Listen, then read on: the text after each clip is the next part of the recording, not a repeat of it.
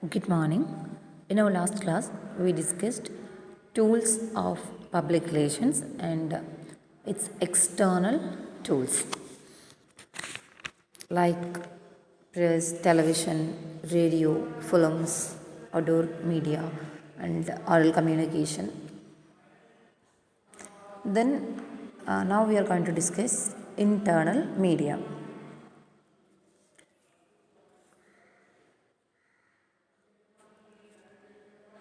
Through external media, a PR officer or a PR team or an organization communicating with their external audience, okay, their public, external publics. Then we want to communicate something to internal public also. Then PR plays a major role in internal communications, okay. And communication between internal publics or internal communication is basically addressed to the employees within an organization, okay. Internal communication is basically addressing to the employees within an organization, okay. Employees എന്ന് പറയുന്നത് ഒരു ഓർഗനൈസേഷൻ്റെ വലിയ role വഹിക്കുന്ന ഒരു വിഭാഗമാണ്. അവരിലൂടെയാണ് ഓർഗനൈസേഷൻ്റെ policies and ethics behaviour ഒക്കെ ആളുകൾ അറിയാം ഇൻറ്റേർണൽ പബ്ലിക്സിലൂടെ, അതായത് നമ്മുടെ എംപ്ലോയീസിലൂടെ.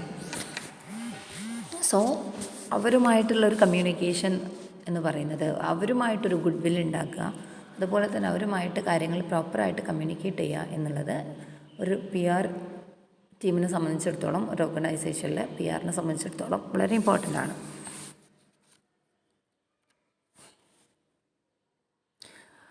For achieving organizational goals and vision, and it is critical to make employees know, understand and believe them.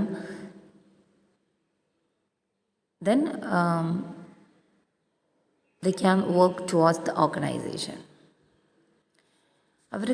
അവർക്ക് എപ്പോഴും നമ്മളുടെ ഓർഗനൈസേഷൻ്റെ ഗോൾസ് എന്താണ്, വിഷൻ എന്താണ്, മിഷൻ എന്താണ്, ദെൻ എല്ലാം നമുക്ക് അച്ചീവ് ചെയ്യണമെങ്കിൽ ആളുകൾക്ക്, നമ്മളുടെ ഈ എംപ്ലോയീസിന് നമ്മുടെ കമ്പനീനെ കുറിച്ചിട്ട് നന്നായിട്ട് കൃത്യമായിട്ടുള്ള ധാരണ, അറിവ് എല്ലാം ഉണ്ടായിരിക്കണം എന്നുള്ളതാണ്.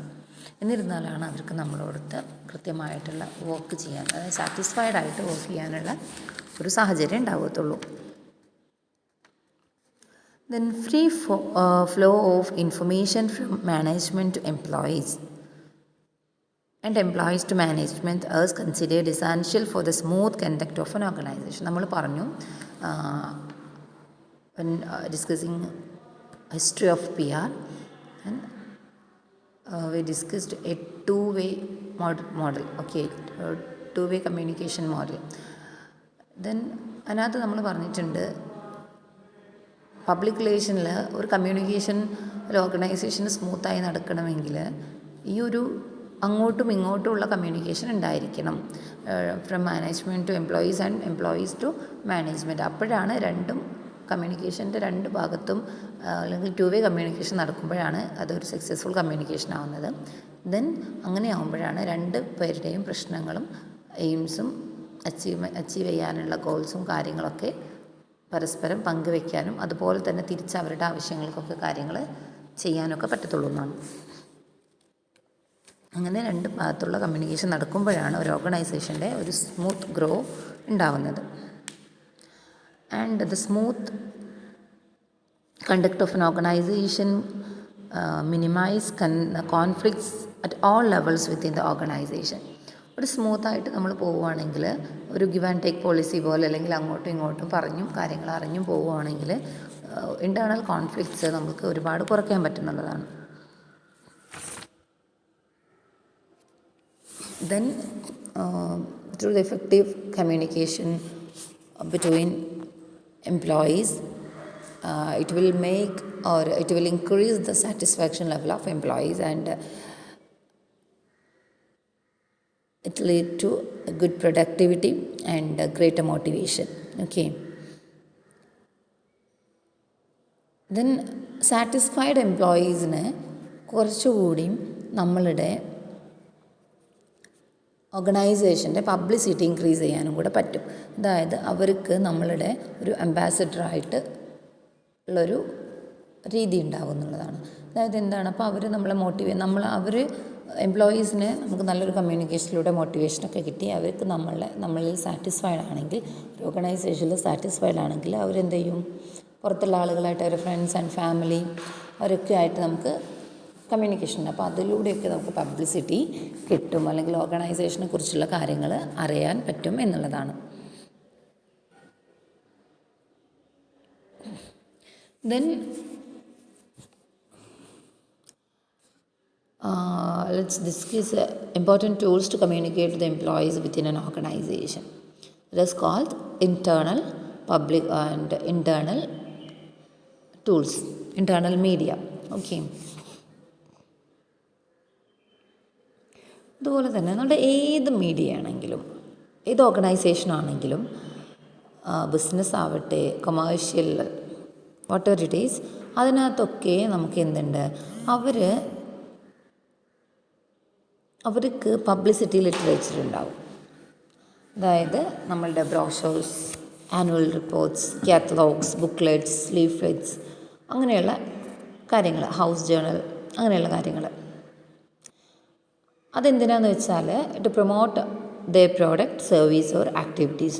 നമ്മളുടെ പ്രോഡക്റ്റ്, സർവീസ് ആൻഡ് ആക്ടിവിറ്റീസിനെ പ്രൊമോട്ട് ചെയ്യാൻ വേണ്ടിയിട്ട് നമ്മൾ printed literature or publicity literatures നമ്മൾ കൊടുക്കാറുണ്ട്. എല്ലാ ഓർഗനൈസേഷനും അത് ചെയ്യാറുണ്ട് എന്നുള്ളതാണ്. അതിൻ്റെ കുറച്ച് കാര്യങ്ങളാണ് എക്സ്പ്ലെയിൻ ചെയ്യാൻ പോണേ. The basic objective or function of all printed literatures or all publicity literatures are to inform or persuade the target audience about a product, service or idea or an organization. Okay. നമ്മളെ target ഓഡിയൻസിൻ്റെ അടുത്ത് നമ്മളുടെ കാര്യങ്ങൾ inform ചെയ്യുക, pursued ചെയ്യുക. Inform and pursued എന്നുള്ളതാണ് ഈ ഒരു internal ടൂൾസിൽ, ഈ ഒരു പബ്ലിസിറ്റി ലിറ്ററേച്ചറിൻ്റെ എയിം, ഒരു ഫങ്ഷൻ എന്ന് പറയുന്നത്. അതിനകത്ത് വരുന്ന ആനുവൽ റിപ്പോർട്ട്സ്.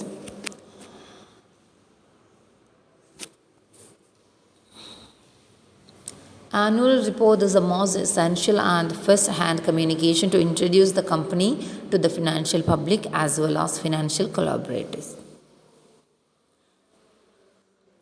ഈ ഒരു ആനുവൽ റിപ്പോർട്ട് എന്ന് പറയുന്നത് is prepared by PR department and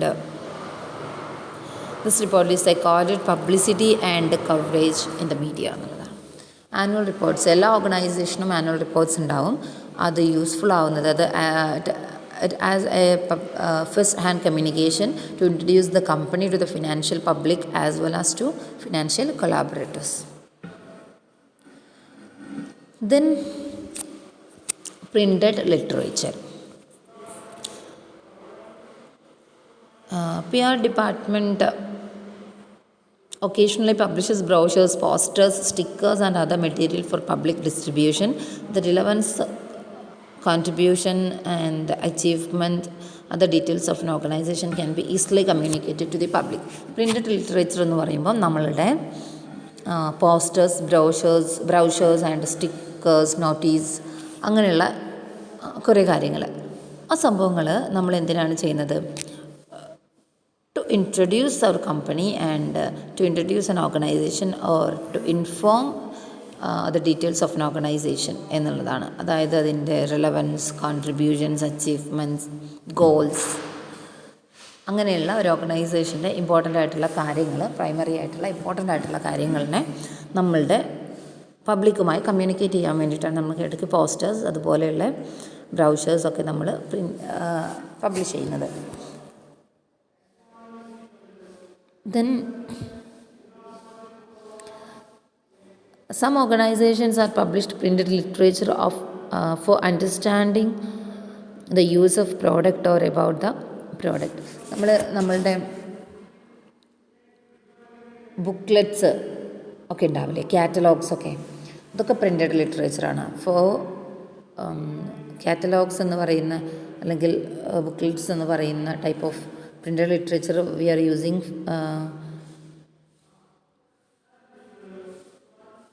എന്താ പറയുക, നമ്മൾ പ്രോഡക്ട്സിനെ ഒക്കെ ഇൻട്രൊഡ്യൂസ് ചെയ്യാൻ വേണ്ടിയിട്ട് അല്ലെങ്കിൽ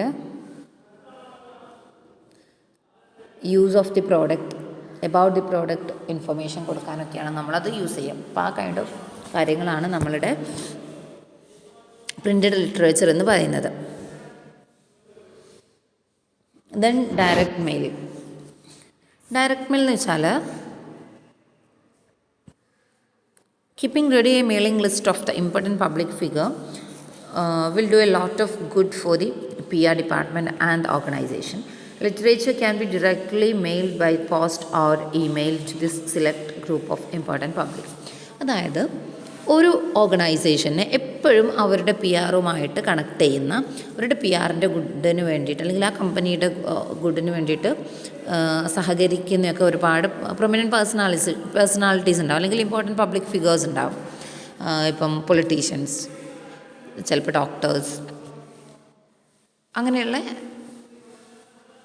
കുറച്ച് പബ്ലിക് ഫിഗേഴ്സ് ഉണ്ടാവും. സോ അവർക്ക് നമ്മളെപ്പോഴും, ചിലപ്പോൾ മിനിസ്റ്റേഴ്സ് ഒക്കെ ഉണ്ടാവാം, അപ്പോൾ അവർക്ക് നമ്മളെപ്പോഴും നമ്മളൊരു കാര്യം ഇറങ്ങുമ്പോൾ അല്ലെങ്കിൽ ഒരു പുതിയ ഇൻഫർമേഷൻ കൊടുക്കുമ്പോൾ നമ്മളത് ഡയറക്റ്റായിട്ട് അവർക്ക് മെയിൽ ചെയ്യുകയാണ് ചെയ്യുക.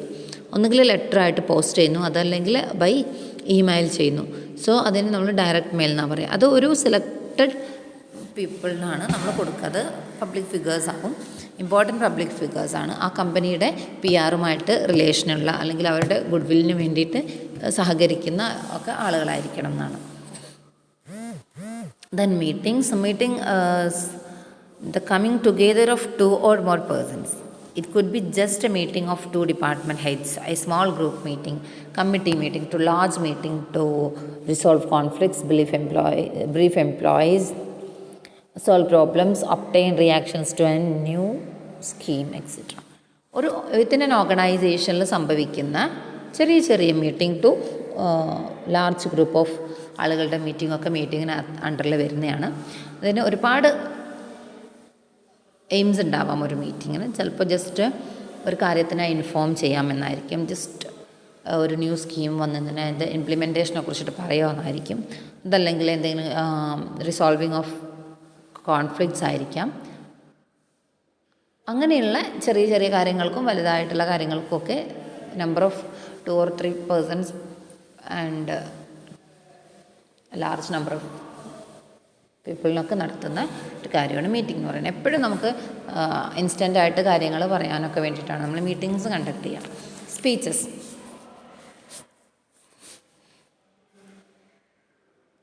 Formal speeches are the quickest way of conveying information, no doubt. Okay. Preparation of speeches and sometimes delivering the speech are jobs of the public relation department. നമ്മൾ പബ്ലിക് റിലേഷനെ കുറിച്ചിട്ട് ആദ്യമേ പറഞ്ഞിട്ടുണ്ട്, ഒരു ഇൻഡിവിജ്വലിനോ അല്ലെങ്കിൽ ഒരു പബ്ലിക് ഫിഗറിനോ ഒരു പേഴ്സണലിനോ അല്ലെങ്കിൽ ഒരു ഓർഗനൈസേഷനോ ഒക്കെ പബ്ലിക് റിലേഷൻ ഉണ്ടാകും. അവരുടെയൊക്കെ കാര്യങ്ങൾ അവരുടെയൊക്കെ ഓഡിയൻസുമായിട്ട് കമ്മ്യൂണിക്കേറ്റ് ചെയ്യുന്ന പബ്ലിക് റിലേഷൻ ഡിപ്പാർട്ട്മെൻറ്റാണ്. ഇപ്പോൾ ഫിലിം ആക്ടേഴ്സിന്, മിനിസ്റ്റേഴ്സിന് അവരൊന്നും അവരുടെ ഓർഗനൈസേഷൻ അല്ലെങ്കിൽ അവരുടെ ഒരു FB അക്കൗണ്ട് പോലും അവരല്ല, ഇൻസ്റ്റ അക്കൗണ്ട് പോലും അവരല്ല ചെയ്യുന്നത്. അതൊക്കെ അവരുടെ PR ആണ് ചെയ്യുന്നത്. അങ്ങനെയുള്ള PR റിലേറ്റഡ് ആയിട്ടുള്ള ആൾക്കാരാണ് ചെയ്യാം.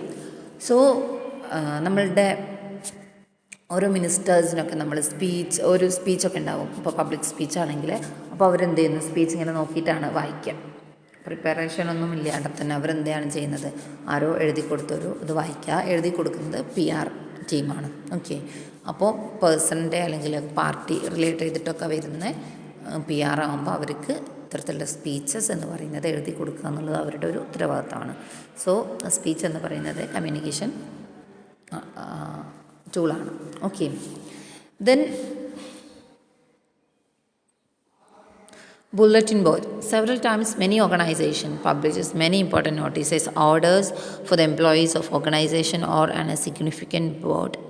This is called bulletin board. Bulletin board നമ്മളെപ്പോഴും നോട്ടീസസൊക്കെ കൊടുക്കുന്ന ബോർഡിനെയാണ് പറയുക. ഓർഡേഴ്സ്, നോട്ടീസസ്, സർക്കുലേഴ്സ് അങ്ങനത്തെ കാര്യങ്ങളൊക്കെ പ്രൊവൈഡ് ചെയ്യുന്നതിന്. Then house journals.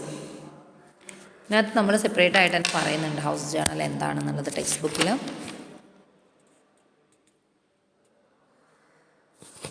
Okay, just ഇവിടെ പറയാം, എന്നിട്ട് നമുക്ക് നമ്മുടെ ടെക്സ്റ്റ് ബുക്കിനകത്ത് തന്നെ പറയാം അടുത്തതായിട്ട്. Several times many organizations publish house journals. House journals are one of the most effective tools that organizations can use to communicate with their employees. It is a periodical publication which tries to establish regular communication between an organization and its employees and other public. Okay, house journals എന്ന് പറഞ്ഞാൽ നമ്മളുടെ എംപ്ലോയീസിന് വേണ്ടിയിട്ട് communicate ചെയ്യാൻ വേണ്ടിയിട്ട് നമ്മൾ ചെയ്യുന്ന regular പബ്ലിക്കേഷൻസിനെയാണ് or periodical പബ്ലിക്കേഷൻസിനെയാണ് നമ്മൾ house journals എന്ന് പറയാം. ഓക്കെ, ഒരു regular communication between an organisation and it's employees ഉണ്ടാവാൻ വേണ്ടിയിട്ടാണ്. Then internet as A PR tool എന്നുള്ള ഭാഗമാണ്. Internet is a worldwide network of computers. It provides seamless access to information, irrespective of one's status or nationality. നമുക്കറിയാവുന്ന കാര്യം തന്നെയാണ്. Network എന്ന് പറയുമ്പോൾ അല്ലെങ്കിൽ ഇൻ്റർനെറ്റ് എന്ന് പറയുമ്പോൾ വേൾഡ് വൈഡ് നെറ്റ്വർക്ക് ഓഫ് കമ്പ്യൂട്ടേഴ്സാണ്. സോ അതിനകത്ത് നമ്മളുടെ boundaries, religion or geographical, nationality അതിനകത്തൊന്നും ഇമ്പോർട്ടൻസ് ഇല്ലാണ്ട് ആർക്കും എപ്പോൾ വേണമെങ്കിലും ഇൻഫർമേഷൻ ആക്സസ് ചെയ്യാൻ പറ്റുന്ന ഒരു പ്ലാറ്റ്ഫോമാണ് ഇൻ്റർനെറ്റ് എന്ന് പറയുന്നത്. ദെൻ ഇൻ്റർനെറ്റ് എറയിൽ നമ്മളിപ്പോൾ ചെയ്തുകൊണ്ടിരിക്കുന്ന എല്ലാ PR ആക്ടിവിറ്റീസും തന്നെ നമുക്ക് എങ്ങനെയും ചെയ്യാം, ത്രൂ ഇൻ്റർനെറ്റ് ചെയ്യാം. സോ നമ്മളുടെ ഒരുപാട് മെസ്സേജസ് എക്സ്ചേഞ്ചിങ് ബൈ ഇമെയിൽ, അതുപോലെ തന്നെ വേൾഡ് വൈഡ് വെബ്സൈറ്റ്സ്, നമ്മളുടെ ഓർഗനൈസേഷന് അല്ലെങ്കിൽ ഇൻസ്റ്റിറ്റ്യൂഷന് നമുക്ക് വെബ്സൈറ്റ് ഉണ്ടാവും. സോ അതിലൂടെ നമ്മളുടെ കാര്യങ്ങൾ കമ്മ്യൂണിക്കേറ്റ് ചെയ്യുന്നു. നമ്മൾ നേരത്തെ പറഞ്ഞ ബ്രൗഷേഴ്സ്, പാംഫ്ലെറ്റ്സ് ആൻഡ് ബുക്ക്ലെറ്റ്സ് ലൈക്ക് വരുന്ന കാര്യങ്ങളൊക്കെ നമുക്ക് എന്ത് ചെയ്യാം, വെബ്സൈറ്റിൽ നമ്മളുടെ കാര്യങ്ങൾ ഇങ്ങനെ അപ്ഡേറ്റ് ചെയ്യുന്നതിലൂടെ നമ്മുടെ vision and mission, aims and goals ഒക്കെ നമുക്ക് അതിനകത്ത് തന്നെ പ്രൊവൈഡ് ചെയ്യാമെന്നുള്ളതാണ്.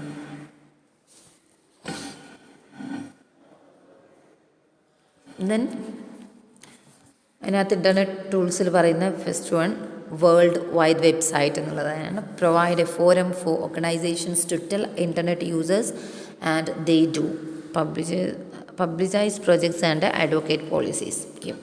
ദെൻ നമ്മളുടെ ഓർഗനൈസേഷൻ്റെ എന്ത് പോളിസീസ് ആവട്ടെ, സ്കീംസ് ആവട്ടെ, പ്രോജക്ട്സ് ആവട്ടെ, അതിനെക്കുറിച്ചിട്ടൊക്കെ നമുക്ക് പബ്ലിഷ് ചെയ്യാൻ പറ്റും. Then social media is A very important PR tool or media. അത് PR-ൻ്റെ എന്ന് മാത്രമല്ല, ഏത് കാര്യത്തിലും സോഷ്യൽ മീഡിയ എന്ന് പറയുന്നത് വളരെ ഇമ്പോർട്ടൻസ് ഉണ്ട്. അതാണ് എല്ലാവരും യൂസ് ചെയ്യുന്ന, ഇൻസ്റ്റൻ്റായിട്ട് എല്ലാവർക്കും കിട്ടുന്ന ഒരു കാര്യം എന്ന് പറയുന്നത്. ഒരു പക്ഷേ ന്യൂസ് ചാനലൊക്കെ എടുത്തതിന് മുൻപേ നമ്മൾ ന്യൂസ് അറിയുന്നത് ഫേസ്ബുക്ക്, ഇൻസ്റ്റാഗ്രാം പോലുള്ള സോഷ്യൽ മീഡിയകളിലൂടെയാണ്. സോ സോഷ്യൽ മീഡിയ എന്ന് പറയുന്നത് ഇമ്പോർട്ടൻറ്റ് ടൂളാണ്. ദെൻ അതിനകത്ത്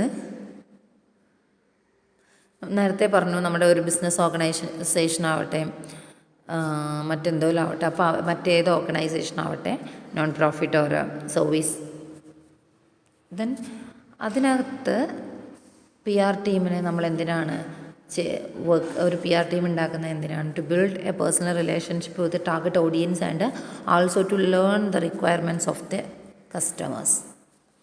സോ നമുക്കിപ്പോൾ ഒരു FB പേജ് അല്ലെങ്കിൽ ഇൻസ്റ്റാഗ്രാം പേജ് ഒക്കെ ഉണ്ടെന്ന് വിചാരിക്കുക ഒരു ഓർഗനൈസേഷൻ. അപ്പോൾ അവിടെ നമുക്ക് എന്ത് ചെയ്യാൻ പറ്റും, അല്ലെങ്കിൽ ബ്ലോഗ് അങ്ങനെ എന്തോ ആവട്ടെ, അവിടെ നമുക്ക് എന്ത് ചെയ്യാൻ പറ്റും, നമ്മുടെ കാര്യങ്ങളൊക്കെ നമുക്ക് കമ്മ്യൂണിക്കേറ്റ് ചെയ്യാം. അതോടൊപ്പം തന്നെ കസ്റ്റമേഴ്സിൻ്റെ റിക്വയർമെൻറ്റ്സിനെ കുറിച്ചിട്ട് നമുക്ക് മനസ്സിലാക്കാൻ പറ്റും. ത്രൂ കമൻറ്റ്സ്, മെസ്സേജസ്, ഇൻബോക്സ് ചെയ്യുക, അങ്ങനെയുള്ള കാര്യങ്ങൾ കൊണ്ട് നമുക്ക് എന്ത് ചെയ്യാൻ പറ്റും, കസ്റ്റമേഴ്സിൻ്റെ നീഡ് എന്താണ്, റിക്വയർമെൻറ്റ് എന്താണെന്നുള്ളത് നമുക്ക് മനസ്സിലാക്കാൻ പറ്റും. പ്ലസ് നമ്മുടെ ടാർഗറ്റ് ഓഡിയൻസിലേക്ക് നമുക്കൊരു പേഴ്സണൽ റിലേഷൻഷിപ്പ് ക്രിയേറ്റ് ചെയ്യാൻ പറ്റും. അതുപോലെ തന്നെ ഒരു ഗുഡ് വിൽ ക്രിയേറ്റ് ചെയ്യാൻ നമ്മുടെ പ്രിൻ്റഡ് ആയിട്ടുള്ള കാര്യങ്ങളെക്കാളൊക്കെ ഇപ്പോഴത്തെ ഒരു സിറ്റുവേഷനിൽ അല്ലെങ്കിൽ ഇപ്പോഴത്തെ ഒരു ഏറയിൽ നമുക്ക് പറ്റുന്ന ഏറ്റവും ബെസ്റ്റായിട്ടുള്ളത് ഇൻ്റർനെറ്റ് തന്നെയാണ്. So social media and world wide web എന്ന് പറയുന്നത് അതിനകത്ത് ഇമ്പോർട്ടൻ്റ് ആണ്. Okay, thank you.